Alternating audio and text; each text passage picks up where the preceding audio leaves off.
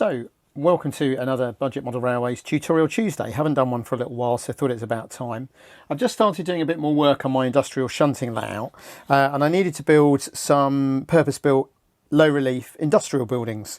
So, what I've done here, you can see what I've started building, and I'll show you how I built that in a minute. But I was just going to start by explaining how I work out designing buildings, because a few people have asked. So you can see this is what I've done. The design's relatively simple. I wanted it to be long enough for two VDA wagons. That's 12 inches. So that gives me the length of what I want to build. The width of a VDA means that this can be, I think it's just about 17 millimeters wide because of the wagon. So that gives me the width. The height of the loading dock comes from the height of the wagon, which is 19 mil. So I've now got the basic measurements for the bottom. The doors, just what I fancied, which are actually 4 by 5 mil, because the door should always be a bit wider. And then the height of the whole thing is 5 inches, just because I thought that that would look about right, would give me a nice bit of height to look like one of these very tall modern warehouses. So that's just a quick of how I actually design them. So we'll move over the other side and show you how I actually went about building this. So how do we build this little building? So relatively simple. What we're using is this, which is mounting board. As you've all seen before, I get this cheap from a picture framers. They're offcuts. You can buy it from places like Hobbycraft, but it's much more expensive. Nice and simple. Cut the doors out where you want them from the design, and then very simple on the loading bay part, just formers to hold it. Nothing too difficult there. And then the corrugations which you see to represent, you know, the more modern looking buildings, is this. So this is a roll of corrugated cardboard for packaging. Cost me £1 from one of the budget shops. And there's loads and loads in there. I think I've built about 9 buildings off of it so far. So that's quite inexpensive. So really easy to do. Now what I've done then is just put some little lintels in here. And what we're going to do is put a fascia on that. We'll have a number and that sort of thing on it. And then just to tidy the edges up, just thin slivers. The nice thing with this mounting board is you can cut it into really quite thin stripes. And then what we're working on here is very Blue Peter style, but this is the doors. Now at the moment you can see what it is. It's a bit of serial card, painted yellow. This bit's coming off. I'm just going to stick. I used a Pritt stick and I don't think that stuck it very well, so we'll try that. So the paint I used, I don't even know what this is. It came in a job lot of cheap paint that I got from the tip shop. It's some kind of gouache or poster paint. Took quite a few coats, but it gave me a nice yellow. And then what you can see here, it looks a bit odd because I've got some yellow blobs and some black lines. But when I do that, then you can see what will be loading bay doors. And by doing it in one piece, everything's parallel. So I don't have to worry about each individual door. So that again is relatively simple. Now because this is going to go on the bottom, the stripes are 10 mil, but I can do this one 15 mil. Like that. And this paper is the right length. I did have some nice black paper, but I couldn't find it. So what I'm doing there is just to get the line straight, I've got a 15 mil mark there and a 15 mil mark there. Then I'm going to draw a pencil line to follow. I actually went and bought a big wad of black paper from Hobbycraft because I use it a lot for gutters and things. Right, so then obviously fairly simple. Long steel rule along the edge. Now these steel rules, you can get these quite cheaply now. At one time they're really expensive, but most of the places like Wilco's and so on have them, and they're really worth having. So the little 6-inch one's good, and the 12-inch, or 15 centimeters and 30 centimeters for those of you who work on metric. And you draw a line along. The reason you use a knife, it has to be a new sharp blade, is if you try doing it with scissors, you'll get a wobbly line. So what I've done here is I've drawn a pencil mark 10 mil up from my baseline. Now this is so I don't have pencil lines actually on the door. And it's going to be relatively simple. We glue that and use the mark on the spreader. Like that. Don't wipe it on your trousers. And we just line it up with the marks each side. Like so. Smooth it down. And there you go. So say that looks quite odd. because you got a bit of card with some yellow blobs and some black stripes. But when we then put it on,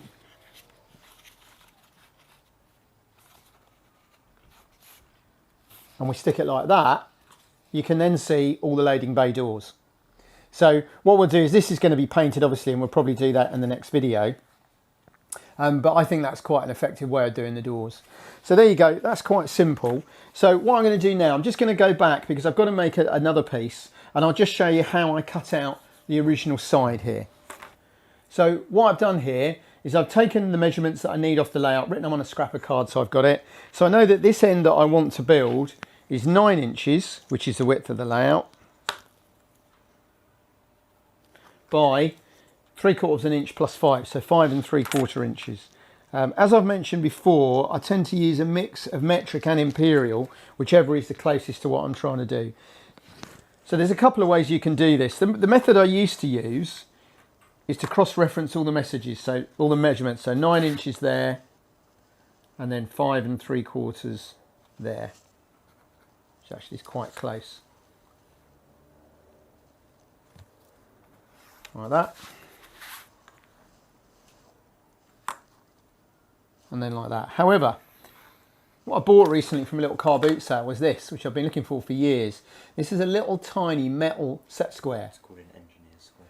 Apparently Douglas informed me it's called an engineer's square. Now if you actually look at this, you can see this is a test piece that somebody's made probably decades ago in a metal workshop.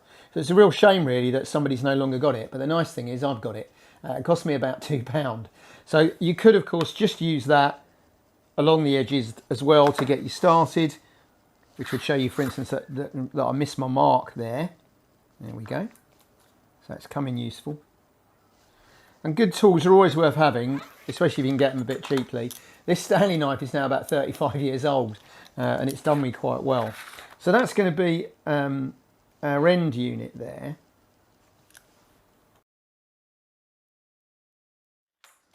So that gives me that, and then I know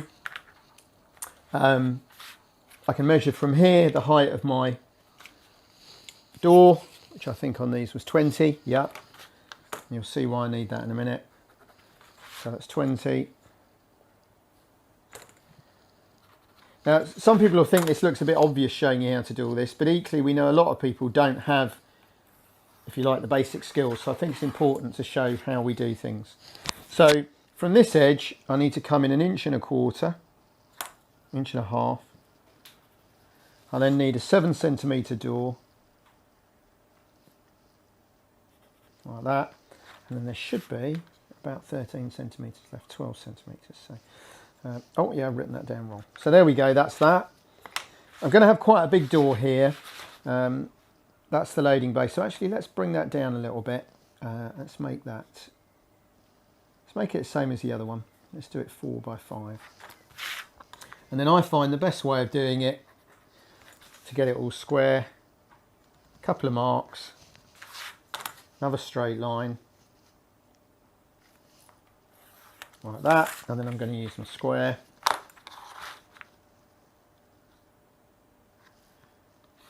Like that. Like that. Or again, of course, you could have just measured and done it that way. Old woodworking bit, always mark the waste so you don't get confused and cut the wrong piece out.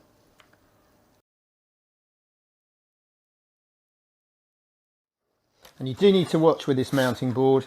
I don't know about, oh yeah, this one's the same. They tend to have a coloured side or a rough side and a smooth side.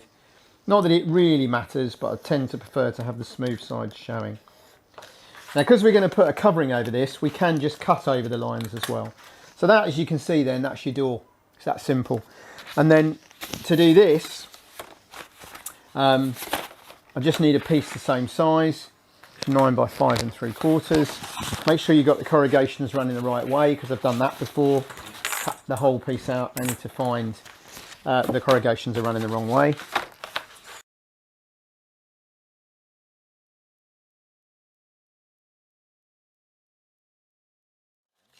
Right, so that's that marked out, and then this you can cut easily with scissors. It tends to tear even with a sharp knife. A little bit tricky to work with because it tends to try and curl around itself again.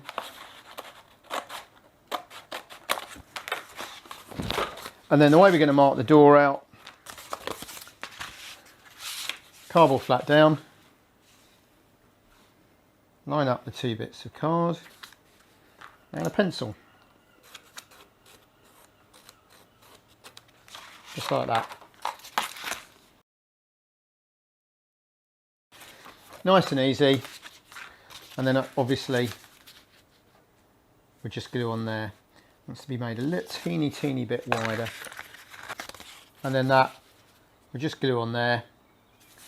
And that's how then we got to that.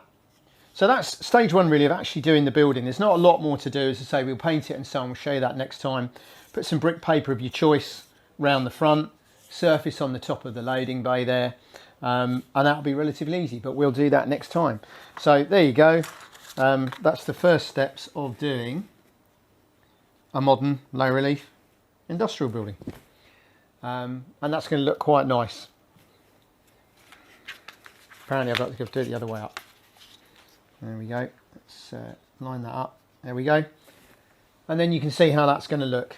So as always, please like, comment or subscribe. We're always keen for subscribers. Subscribers have slowed down a little bit. If you've enjoyed watching this, then please subscribe, because obviously you'll then get notifications of all the new videos and the update, like the second part of this.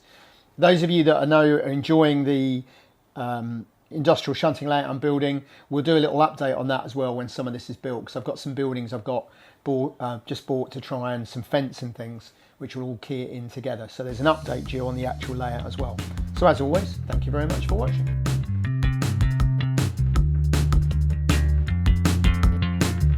Hi, thanks for watching the video and for the nice comments. Click on the left for a previous video in this series, click on the right for another video you might enjoy, and please don't forget to click to subscribe, like, comment, etc. Thanks again.